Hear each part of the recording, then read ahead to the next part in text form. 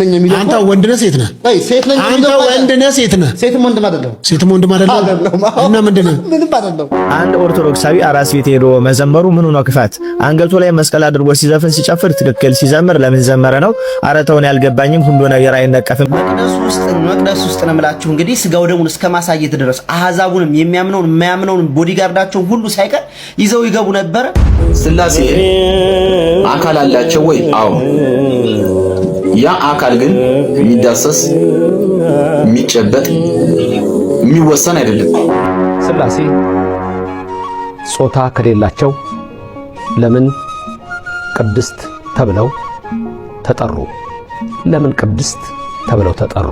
ቅድስት ምክንያቱም የሚያመለክተው የሴትን ነው። ሰላም ጤና ይስጥልን። እንዴት አላችሁ? እንዴት ቆያችሁ? እንደተለመደው በእነዚህና በሌሎች መረጃዎች መጣሁኝ። ተከታተሉኝ ዘንድ በአክብሮት ጋበዝኩኝ። ላይክ በማድረግ ጀምሩ። ትላንትናና ዛሬ ትንሽ ድምጼ ጥሩ አይደለም፣ ጉንፋን ነገር ይዞኝ ነው። ያው ይቅርታ ጠይቃለሁ ለዛ። ወደ አርሲ ጉዳይ እንጀምር። እንግዲህ የአርሲ ጉዳይ ከወር በላይ ሆነው በየጊዜው በተለያየ ሰዓት እንግዲህ ምዕመናን ያው ይገደላሉ። ዛሬ ላይም የሞቱ እንዳለ ነው እንግዲህ ወንድማችን ጸጋይ እያከፈለን ያለው መረጃው። እስቲ እንከታተለው። በምስራቅ አርሲ ጉና ወረዳ 40 ቀበሌ ልዩ ስሙ ጦሴ በሚባል ቦታ ትላንትና ማለትም በ24 ሰኔ 24 ለሰኔ 25 ሁለት ኦርቶዶክሳውያን የተገደሉ ሲሆን አንዱ መምህር በጥይት ተመቶ አምልጦ ሆስፒታል ገብቷል። 3 ኦርቶዶክሳውያን ታግተውም ተወስደዋል ይላል። አንደኛው ሟች መምህር ተስፋዬ ተሾመ አጋ ይባላል። እድሜው 42 የነበረ ነው። ሁለተኛው ሟች ሚሚ ግርማ እድሜዋ 24 እና የሁለት ልጆች እናት የነበረች ነች። በጥይት ተመቶ ሆስፒታል የገባው መምህር ብርሃኑ ለማ ይባል ነበር። እድሜው 52 ነው። ሆስፒታል ነው ያለው። ሁለቱ ግን ሞተዋል። ይሄ የሆነው የት ነው? በጉና ወረዳ ርኤ 40 ቀበሌ ነው። ስሙ ልዩ ስሙ ጦሴ በሚባል ቦታ ላይ ነው። ህዝቡ እንዳያመልጥ ጭምር የቀበሌው አመራሮች እንዳያመልጡ ምክንያት እየፈለጉ እያስቀሯቸው የሚል መረጃዎች አሉ። ሁለተኛ መረጃችን በዚሁ ሚዲያ ላይ በጣም ደጋግመን ስንጠራው የነበረ ቦታ ላይ ነው። በምስራቅ አርሲ ዞን መርቲ ወረዳ ፈረቀሳ ጃዊ ቀበሌ ነው። ልዩ ቦታው ሳጉሬ ቅርሳ የሚባል አካባቢ ሲሆን በ24 ይህም በተመሳሳይ ቀን ማለት ነው፣ ትናንትና ለዛሬ ሌሊት ላይ ማለት ነው፣ ሰኔ 24 ለሰኔ 25 አጥቢያ አቶ አባይ ታደሰ የሚባል ኦርቶዶክሳዊ በአክራሪ የእስልምና ታጣቂዎች ተገድሏል። ስለዚህ እዚህ ጋር አንድ ሟች አለ። ቀድሞ የጠቀስናቸው 2 ሟቾች አሉ፣ 3 ሞት ማለት ነው። ታጣቂዎቹ የቀሲስ ደምሰው ሰለሞንን ሴት ልጆቻቸውን ምህረት ደምሰውና ግርማ ገረሱ እንዲሁም ደግሞ ሐና ገዛኸኝ የምትባል እናት ያለ ልጆች ያሳደገቻቸውን የ12 ዓመት ወንድ ልጇን አግተው ወስደውባታል። እንዲሁም አቶ ካሳሁን ጅንካ የሚባል ሰውም ከብቶቹ ሙሉ ለሙሉ ወስደውበታል። እንግዲህ የአርሲ ጉዳይ በጣም ያሳዝናል በእውነት። የዚች ሀገር ዜጎች ነን እንዲህ ብለው ቢጠይቁ አይፈረድባቸውም። መንግስት ወይንም ደግሞ የጸጥታ አካል ምንም አይነት ጥበቃ አላደረገላቸውም። ስለዚህ እየሞቱ ነው። ከዚህ በፊት እንዳለው ነው። አሁን ሞታቸውን ያው በተራ እየጠበቁ ነው ማለት ነው። ከዛ ውጪ ግን መደረግ ያለበት ያው ይታወቃል፣ ግልጽ ነው። ራስን መከላከል ነው። መረረም ይህ ነው የሚያዋጣው። ከዛ ውጪ ያው ተባባሪ እንደሆኑ መንግስት ራሱ አምኗል። ከላይ ያሉት የቀበሌው የወረዳ አመራሮች እንግዲህ ተባባሪ ለዚህ እልቂት ተባባሪ እንደሆኑ፣ ስለዚህ አንድ እርምጃ መራመድ ነው የሚያስፈልገው። ወደ ሌላኛው እስቲ እንሂድ። መቼም የሚዘባረቅ አያጣም ይሄ ሶፊ የሚባለው ሰው ዛሬ ደግሞ ሌላ ዘባራቂ ይዞልን መጥቷል። የሀገር ሸክም በሀገር ላይ መዓት የሚያመጡ ሰዎች አይታጡምና ይሄኛው ደግሞ ጾታ የሚባል የለኝም ይላል። እስቲ ስሙት። አንተ ወንድ ነህ ሴት ነህ? አይ ሴት ነኝ። አንተ ወንድ ነህ ሴት ነህ? ሴትም ወንድም አይደለም። ሴትም ወንድም አይደለም። እና ምንድን ነህ? ምንም አይደለም። አይደንቲቲ የለኝም እኔ ባይዘው ማለት ኢትዮጵያ አይደለሁም ምናምን እንትና ሰው አይደለሁም። ምንም ነገር በተለጠፈብኝ አትችልም። ለምሳሌ ምንም ነገር አክሴፕት አደረጋ አልችልም ተለጥፎብኝ። ለምን ነህ የተባልኩትን ነገር በሙሉ አሽቀንጥሬ ክጀዋለሁ። ቻለ ራስን ካድ በሚገኝ እግዚአብሔር ካድ በሚለው መሰረት በሙሉ ይላል እንትክጃለሁ። እኔ ከየት ነው የሚያመጣቸው ነው የምለው። እንደዚህ አይነት ምንድነው ፈላስፋ አይባሉ አዋቂ አይባሉ የሆነ ከየት እንደሚያመጣቸው ነው ግራ የሚገባኝ። ግን አሁን ይሄ ምን አማርኛ ነው የሚያወራው? ኢትዮጵያዊ አይደለሁም ይላል፣ ሰው አይደለሁም ይላል። እና ወይ ለዚህ ብዙ ጊዜ መስጠት አያስፈልግም። ብቻ ግን ያው ለሀገር አረብ ነው እየበቀለባት ያለው ይመስለኛል። እኔ እስቲ ይህ ዲያቆን ሲራክ ይባላል እንግዲህ እኔ በደንብ ትምህርቶቹ በጣም ደስ ይላሉ እና የሚመልሳቸው አንዳንድ መልሶች በጣም ይመቹኛል ነው። እስቲ ስሙት። ለማንኛቸውም ትምህርት አለው ብዬ ነው፣ ምክንያቱም ከቤተ ክርስቲያን ስርዓት አንጻር አስተማሪ ነው ብዬ ስለማሰብ ነው። እንደዚህ አይነት ነገር ተከታተሉት። ባሮክ የጠየቀኝ ጥያቄ የእናንተ የብዙዎቻችሁ ጥያቄ ነው ብዬ ስላሰብኩኝ እዚህ ላይ ላቀርብላችሁ ወደድኩ። እንዲህ ብዬ በሰራሁት ቪዲዮ ላይ ወንድማችን ባሮክ ይህንን ሐሳብ ሰጥቶኝ ነበረ። ወንድሜ ሐሳብን መያዝ አቃተኝ። ችግሩ ከስርዓተ ቤተ ክርስቲያን ጋር አያይዘ ትክክል ያልሆነበትን ጉዳይ አልነገርከንም። ለምን? አንድ ኦርቶዶክሳዊ አራስ ቤት ሄዶ መዘመሩ ምኑ ነው ክፋት? አንገቱ ላይ መስቀል አድርጎ ሲዘፍን ሲጨፍር ትክክል፣ ሲዘምር ለምን ዘመረ ነው? አረተውን ያልገባኝም ሁሉ ነገር አይነቀፍም ብሎ በኮሜንትም እንዲሁም ደግሞ በኢንቦክስ መጥቶ ጽፎልኝ እኔም ከእሱ ጥያቄ በመነሳት እንዲህ ብዬ መለስኩለት። የሁላችሁ ጥያቄ ነው ብዬ ስላሰብኩ ይሄ ለብዙዎች እንዲዳረስ ኮፒ ሊንክ ሼር ፖስት እያደረጋችሁ ለብዙዎች አዳርሱትኝ። የኔ መልስም ለባሮክ ወንድማችን እንዲህ ነበር። ሰላም ወንድሜ እንዴት አለ? የኔ ሐሳብ ምን መሰለ? መምህራን ሲያስተምሩን በቀደሙት አባቶቻችን ታሪክም እንዳነበብነው አባቶቻችን አንዳንድ ስራዎችን ከጅምሩ ጥፋቱን ተረድተው ያ ያሰቡት ጥፋት እንዳይመጣ አስቀድመው አርቀው ያጥራሉ። ለምሳሌ በመጽሐፍ ቅዱስም ሴትን አይቶ የተመኛት በልቧ አመነዘረባት ይላል። ይህን ይዞም አባቶቻችን አይን ሁሉን እንዲያይ አትፍቀድለት፣ መመኘት ከማየት ነውና ማመንዘርም ከመመኘት ነውና ይላሉ። እንደማን ሲሉ እንደ ልበ አምላክ ቅዱስ ዳዊት በሰገነት ላይ ሆኖ ሲመለከት የኦሪዮንን ሚስት አያት። ከዛ ተመኛት፣ ተገናኛት። በዚህም ምክንያት ኦሪዮንን አስገደለው። በዚህም ብዙ መከራ ቅጣት ደረሰበት። አይኑን ቀድሞ ሁሉን ከማየት ቢገድበው ከዚህ ሁሉ በዳነ ነበር። እኔም አሁን እያደረኩት ያለው ይሄንኑ ነው፣ አስቀድሞ አርቆ ማጠርን። አይተ ከሆነ እኛ ዘመኑን ዋጆት ስንባል ዘመኑን እየመሰልን፣ ዓለምን አጣፍጦት ስንባል አልጫ የሆንን ነው። ብርሃን ሁኑ ስንባል እየጨለምን ነው። ያለ ዋጋ የተቀበላችሁትን ያለ ዋጋ ስጡ ስንባል ሁሉም በገንዘብ በጥቅም እያደረግነው ነው ያለ ነው። ቀዳሹ ካለ ክፍያ አይቀድስም፣ ሰባኪው ካልተከፈለ አይሰብክም፣ ዘማሪው ካልተከፈለ አይዘምርም። በቤተ ክህነቱም ይሄ ነው የማይባል ብዙ ጉዳይ አለ። ከዚህም ይባስ ብሎ አሁን ከቤተ ክርስቲያን መዋቅር ውጪ ሆነው ተሰብስበው በስመ ቤተ ክርስቲያን መንፈሳዊ የሰርፕራይዝ ኢቨንት፣ መንፈሳዊ የሰርግ ኢቨንት፣ ዲነገሌ መንፈሳዊ ትዳር አገናኝ ኤጀንሲ፣ መርጌታ አገሌ እያሉ ብዙ እኚህን የመሳሰሉ ከዚህ በፊት ያልነበሩ አሁን ከቅርብ ጊዜ ወዲህ የተፈጠሩ ቤተ ክርስቲያንን ተገን አድርገው መንፈሳዊ መስሎ ቃለ እግዚአብሔርን በየቦታው ያለ ቦታው ለራሳቸው ጥቅምና ፍላጎት እየሸቀጡ ገንዘብ የሚያካብቱ ብዙ ሰዎች አሉ። እነዚህ ረፉ ሊባሉ ይገባል። ችግሩ ዝማሬ መዘምሩ ሳይሆን ዓላማው ነው። በአንዳንድ በአባቶቻችን ታሪክ ላይ እንዳየነው ከሆነ ሰይጣን በብዙ መልኩ ተገልጦ በደንብ ጸልዩ፣ ስገዱ፣ ጾሙ፣ አግቡ፣ መንኩሱ ሲል ተመልክተናል። እዚህ ጋራ መስገዱ፣ መጸለዩ፣ መጾሙ፣ ማግባቱ፣ መመንኮሱ አይደለም ችግር የሚሆነው የሰይጣን ዓላማው ነው። እንዴት ካልከኝ እነዚህን ሰዎች ሰይጣን መሰረት ሳይይዙ ያለ አቅማቸው እነዚህን ስራ እንዲሰሩ ያደርግና ቶሎ ተሰላጅተው ይህን ስራ እንዲያቆሙ ተመልሰውም እንዳይጀምሩ ተስፋ ያስቆርጣቸዋል። አንዳንዶችንም ገና ሳይበስሉ በስሜት ያስመነኩስና ገዳሙን ጥሎ እንዲወጡ በዛ እንዲጠፉ ያደርጋል። አንዳንዶችንም በጥቅምና በስሜት እንዲጋቡ ያደርግና ቶሎ ያፋታቸዋል። ስለዚህ ሰይጣን በበጎ ስራ ለመጥፎ ዓላማው ያዘጋጃል ማለት ነው። አሁንም በቤተ ክርስቲያናችን እየተፈጠረ ያለው ነገር ይሄ ነው። በጎ የሆኑ ነገሮች በቦታቸው ነው መሆን ያለባቸው እንጂ በጎ ስለሆኑ ብቻ ያለ ቦታቸው መደረግ የለባቸውም። ምሳሌ ልስጥ። አሁን እንደኛ ካቶሊኮች ቅዳሴ ይቀድሳሉ፣ ማሌትም ይቆማሉ። ግን ልክ አይደሉም። ቅዳሴና ማሌቱ እኮ ልክ ነው፣ ግን እኛ ጋር ሲሆን ነው ልክ የሚሆነው፣ ምክንያቱም ቦታው ስለሆነ። እንዲሁም ታድሶ መቋሚያ፣ ጸናጽል፣ ከበሮ ይጠቀማሉ፣ ግን እነሱ ጋር ሲሆን ቦታው ስላልሆነ ልክ አይደለም። እንዲሁም ግብረ ስጋ ግንኙነት በትዳር ተወስነው ከሆነ የተቀደሰ ነው፣ ፍሬውም ያማረ ነው፣ ልክ ነው። ከትዳር ውጪ ከሆነ ግን ዝሙት ይባላል፣ ልክ አይደለም፣ ኃጢአት ነው። ሁሉ ልክ የሚሆነው በቦታው ሲሆን ነው። አንድ ስራ ልክ ቢሆን ሲሰራ በትክክለኛው መንገድ መሰራት አለበት። ልክ የሆነ ስራ በትክክለኛው መንገድ ካልተሰራ ትክክለኛነቱን ያጣል። ቅዳሴ በመቅደስ፣ ድርገት በቅድስት፣ ማህሌት በቅኔ ማህሌት፣ ስብከት በአውደ ምሕረት፣ ዝማሬ በዑደት በአውደ ምሕረት፣ በሰርግ በሐዘን ጊዜ፣ ትርጓሜ፣ አቋቋም፣ ቅኔ በጉባኤ ቤት፣ ምንኩስና በገዳም፣ ትዳር በዓለም ሲሆን መልካም ነው። እንደ ሁኔታው ያውም የፍትሐ ነገሥት መምህራን ፈቅደው ሌላ ቦታ ላይ የተወሰኑት ሊሆኑ ይችላሉ። እንዲሁ ሁሉ በቤተክርስቲያናችንም ልክ የሆኑ ነገሮች ልክ በሆነ ቦታ ላይ ነው መሆን ያለባቸው እንጂ ገንዘብ ያለው ገንዘብ ስላለው ብቻ ልደቱ ሲከበር፣ ዓለማዊ ሰርጉ ሲከናወን፣ ሚስቱ ስትወልድ እንዲሁም ስታረግዝ ሲደብራት ደስ እንዲላት መንፈሳዊ ሰርፕራይዝ እና የመሳሰሉትን ማድረግ የለበትም። ገንዘብ ስላሳያቸው ብቻም የሚሄዱትም መሄድ የለባቸውም። ከዚህም በፊት የነበሩ አባቶች እንዲሁም የነበሩ ክርስቲያኖች እንዲህ ማረጋግጧቸው ወይም ሳያውቁት ቀርቶ አይደለም፣ ልክ ስላልሆነና ቃል እግዚአብሔርን በሆነው ባልሆነው ሁሉ ማቃለል ስለሆነባቸው ተውት እንጂ ጠፍቷቸው አይደለም። በእኛ ጊዜ ግን ቃል እግዚአብሔር ስለቀለለብን ይሄ ሁሉ ሆነ በእስራኤላውያን ዘንድ በዓመት አንድ ጊዜ ብቻ የሚጠሩት ህቡ የሆነ የእግዚአብሔር ስም አለ።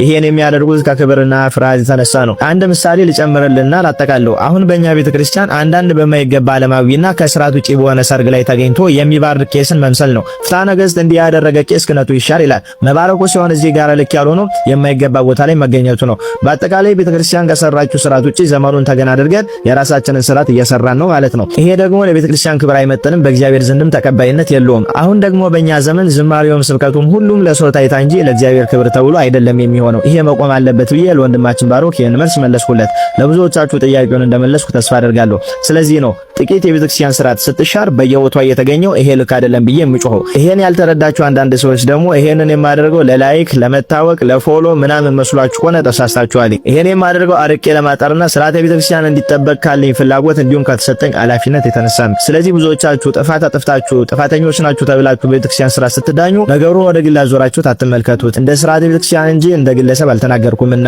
ወጣችሁ ሚዲያ ላይ ስህተት ከሰራችሁ በኋላ ደግሞ በውስጥ መጥቼ እንድነግራችሁ የምትፈልጉ ሰዎች ካላችሁ ተሳስታችኋል። ሚዲያ ላይ ያጠፋችሁትን ጥፋት ባጠፋችሁት ጥፋት ልክ ደግሞ ብዙ ሰው ተሳስቶበት ከሆነ መጥቼ ሚዲያ ላይ ነው እንጂ ማረም ያለብኝ ኢንቦክስ ለኢንቦክስ መዞር አይጠበቅብኝም። ስለዚህ ለሁላችሁ ይሄን ጠቅልል አድርጌ መልሱን ሰጥቻለሁ ማለት ነው። ኮፒ ሊንክ፣ ሼር፣ ፖስት ያደረጋችሁ ለብዙዎች እንዲዳረስ አድርጎ ይቆየን።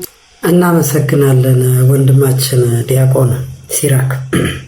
አሁን ምንድነው እሱ ወንድማችን ሲራክ በትክክል የተናገረው በቃ ስርዓት እንዲህ ምን ችግር አለው ተብሎ ይጀመርና በኋላ ማንወጣ ነገር ውስጥ እንገባለን ነው።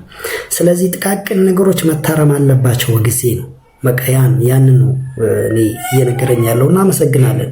ምክንያቱም ይህ ወንድማችን ሁል ጊዜ ስለ ስርዓተ ቤተክርስቲያን ስርዓት ከሌለ ብዙ ነገሮች ይበላሻሉ። ሁሉም በስርዓት ነው የተሰራውና እና ከዛ አንፃር እናመሰግናለን። እስቲ ደግሞ ወደ አቡነ ሩፋኤል ደግሞ እንግባ። አቡነ ሩፋኤል እንግዲህ ያው እስቲ ዳዊት ወንድማችን ምን ሆነ የሚለው ነገር እንዲህ ይነግረናል።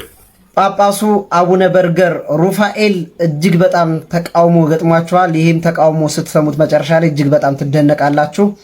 እስከዛው ድረስ በደንብ ሼር፣ ኮፒ ሊንክ፣ ሪፖስት እያደረጋችሁ ቪዲዮ እንዳይወርድ የምትችሉትን ሁሉ አድርጉ።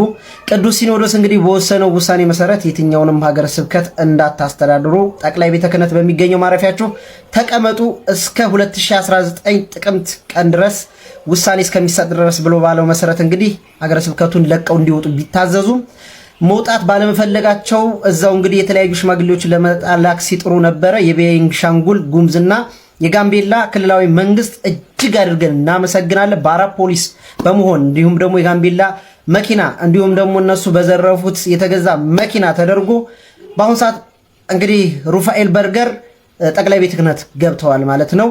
ተቃውሞም ደግሞ እዚህ ጋር ነው እጅግ በጣም የሚያስደንቀው።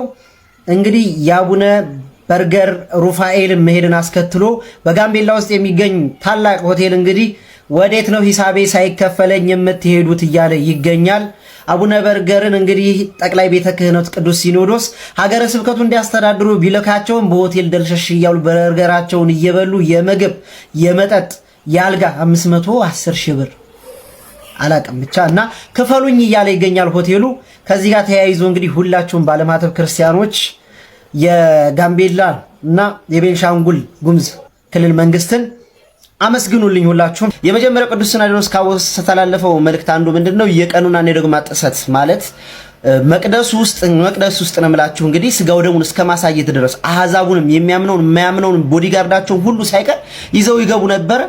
ስጋው ደሙን ሁሉ እስከ ማሳየት ድረስ ደርሰው ነበር። ይህ ብቻ ሳይሆን የሚያስተምሯቸው ትምህርቶች ቤተክርስቲያን ለዛ የሌላቸው ጣዕም የሌላቸው ከቤተክርስቲያናችን ሕግ የወጡ ያፈነገጡ ስለሆነ ቅዱስ ሲኖዶስ በሊቃውንት ጉባኤ እምነታቸው ሁሉ እንዲጣራ ተወስኗል ማለት ነው። ሁለተኛው የቤተክርስቲያን ሀብት ምዝበራ ደግሞ ማለት በአቡነ አብርሃም በአቡነ ጴጥሮስ ስም ሁሉ ማህተብ ነበራቸው። ልክ አቡነ አብርሃምና አቡነ ጴጥሮስ እንደፈቀዱ ማህተብ እንደመቱ አድርገው ከተለያዩ ሀገረ ስብከቶች እንግዲህ ንብረቶችን ይሰበስቡ ነበረ።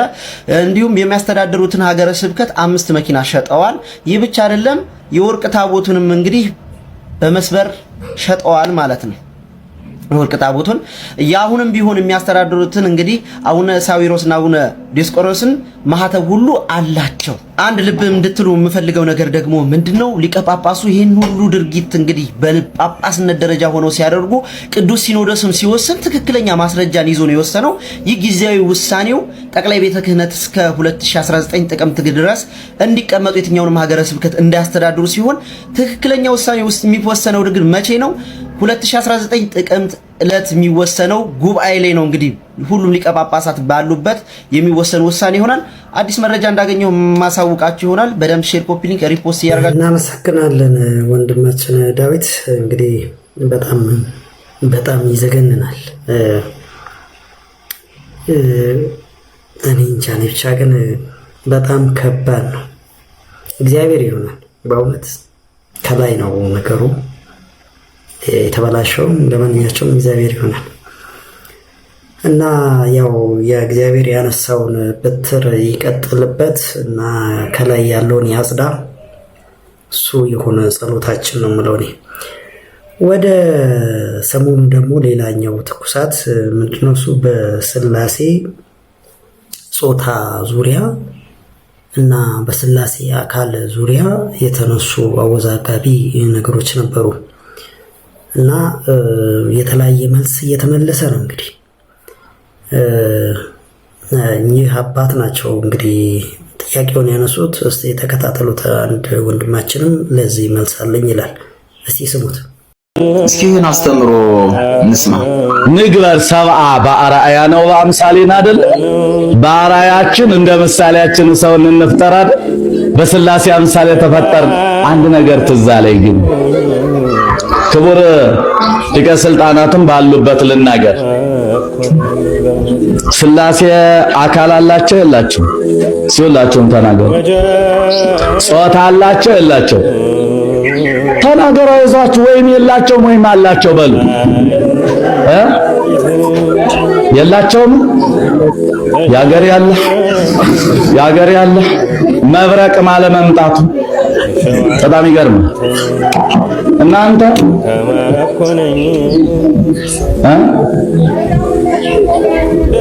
የእንታ ቃለ ሕይወት እርሶም ባሉበት ልናገር። አንድ ሰው ሲሰብክ ስለሰማው ሊቀ ስልጣናት እንኳን ኖሩ ዛሬ። አንድ ምሁር ሲያስተምር ሰምቻለሁ። ይህን ነገር ሀይ መባል መቻል አለበት። ጾታ የላቸውም የተባሉ መላእክት ናቸው እንዴ? ከሦስቱ አካላት አንዱ አካል የሌለው ነው እንዴ ከመቤታችን ሰው የሆነው እንዴ? ረቂቅ መለኮታዊ አካል ንግበር ሰብአ በአርአያነ ወበአምሳሊነ፣ በአርአያችን እንደ ምሳሌያችን ከራስ ጠጉር እስከ እግር ጥፍር። ለምን ነው ስላሴ ታዲያ መልክ ተደረገላቸው? ከአብርሃም ቤት ሲገቡ መልክ አልቦ ነበር? አካል አልቦ ነበር እንዴ? እኛ ስዕል የስላሴን ስዕል ስንስል ከአብርሃም ቤት በሶስት ሰዎች ስላሴ አካል አላቸው ወይ? አዎ። ያ አካል ግን የሚዳሰስ የሚጨበጥ የሚወሰን አይደለም። እግዚአብሔር አካል አለው ወይ? አለው። ለአብ ፍጹም አካል ፍጹም መልክ ፍጹም ገጽ አለው። ለወልድም ፍጹም አካል ፍጹም መልክ ፍጹም ገጽ አለው። ለመንፈስ ቅዱስም ፍጹም አካል ፍጹም መልክ ፍጹም ገጽ አለው። ነገር ግን ስላሴ አካል አለው ስንል የሚዳሰስ የሚጨበጥ የሚወሰን አይደለም፣ እንደ ሰው አይደለም ነው እያልን ያለን እኛ ማለት ነው። ገና ለገና ለአብርሃም ስላሴ ተገለጡለት ያለውን ቃል ይዘን ወይም ደግሞ ሰውን በአርአያችንና በምሳሌያችን እንፍጠር ያለውን ቃል ይዘን ስላሴ የሚወሰን አካል የሚዳሰስ የሚጨበጥ አካል አላቸው ማለት ይህ ትልቅ ስህተትና ኑፋቄ ነው። ስላሴ ለአብርሃም የተገለጹለት በአካል የአብርሃም ልቡናና አይምሮ በሚችለው መጠን እንጂ እኮ ስላሴ እኮ ለአብርሃም ብቻ አይደለም ተገለጡ። በመጽሐፍ እኮ ኢሳይያስም በኪሩቤል ዙፋን ላይ አይቷቸዋል ስላሴን፣ ሄኖክም አይቷል፣ ዳንኤልም አይቷል። ነገር ግን ሄኖክ ስላሴን አየ፣ ዳንኤልም አየ፣ አብርሃምም አየ፣ ኢሳይያስም አየ ስንል ስላሴን በአካል አዩዋቸው ስንል ስላሴ ጾታ አላቸው ማለት ነው ወይስ ደግሞ ስላሴ የሚዳሰስ የሚጨበጥ የሚወሰን አካል አላቸው ማለት ነው? በፍጹም አይደለም። ከአምስቱ አዕማደ ምስጢራት አንዱ ምስጢረ ስላሴ ነው። ለምን እንግዲህ ምስጢር ተባለ? ጾታ አላቸው ምንል ከሆነ የሚዳሰስ የሚጨበጥ የሚወሰን እንደ አካል እንደ ሰው አላቸው ምንል ከሆነ ለምን ምስጢር ተባለ? አምስቱ አዕማደ ምስጢራት እኮ ምስጢር የተባሉ የሰው ልቡና መርምሮ ስለማይደርስበት የሰው አይምሮ ተመራምሮ ስለማይደርስበት እኮ ነው ምስጢር የተባለ። አባታችን ደግሞ እያሉን ያለ አይ ምስጢር አይደለም በአይን እንዳዩ አድርገው እኮ ነው እያወሩ ያለ እያስተማሩ ያለ። ምስጢር አይደለም ስላሴ ጾታ አላቸው ሎቱ ስብሐት። በእውነት ይቅር ይበለን። በዚህ አይነትማ እኮ እንደርሱ አስተምሮ ከሆነ አባታችን ቅድስት ስላሴ ብለን ስንጠራ ስላሴን በሴት አንቀጽ በሴት ጾታ እየጠራናቸው ነው፣ ሴት ናቸው ማለት ነው። ይቅር ይበለን መድኃኒዓለምና ማለት ነው። ለምን ቅድስት ስላሴ ብለን አይደል የምንጠራ? ለምን ቅድስት ተባሉ ስላሴ ከተባለ እኮ ማለት ነው ሴት ለወለደችው ልጇ ሩሩህ እንደሆነች ስላሴም ደግሞ ለፍጥረታቸው ምንድናቸው? ሩሩህ ናቸው።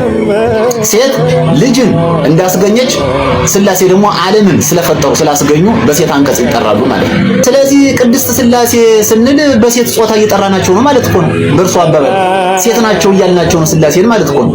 ገና ለገና አብርሃም በወንድ አካል አይቷቸዋልና ገና ለገና ሰውን በአርአያችንና በምሳሌያችን እንፍጠር ብለዋልና ስላሴ የሚዳሰስ የሚጨበጥ አካል አላቸው፣ ጾታ አላቸው፣ ልክ እንደኛ ናቸው ማለት እኮ በጣም ድፍረት እኮ ነው።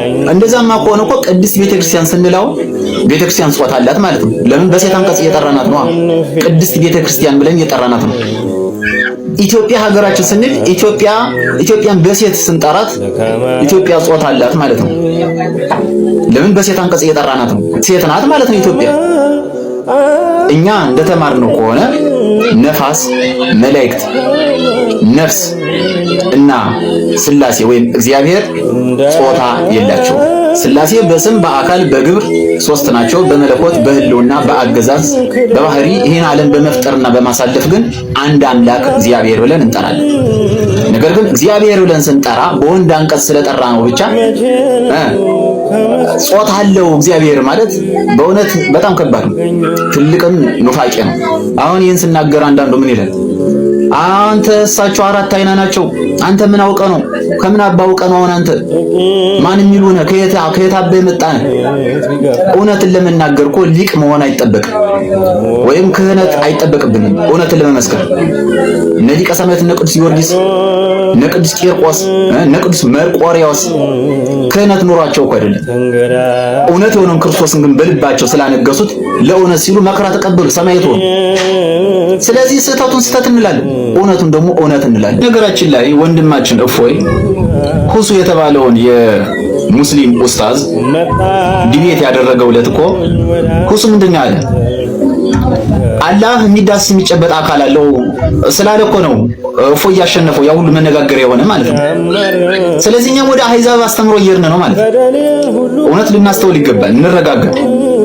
ይህን ቪዲዮ ግን በተሻላችሁ አቅም ሪፖስት፣ ኮፒ ሊንክ፣ ሼር እናመሰግናለን ወንድማችን። እንግዲህ አሁን ወደ ትክክለኛ መልሱ እየመጣን ያለን ይመስለኛል። እንግዲህ ያው ትላንትና እንደሰራሁላችሁ ያላቀውም ብዬ ነበር።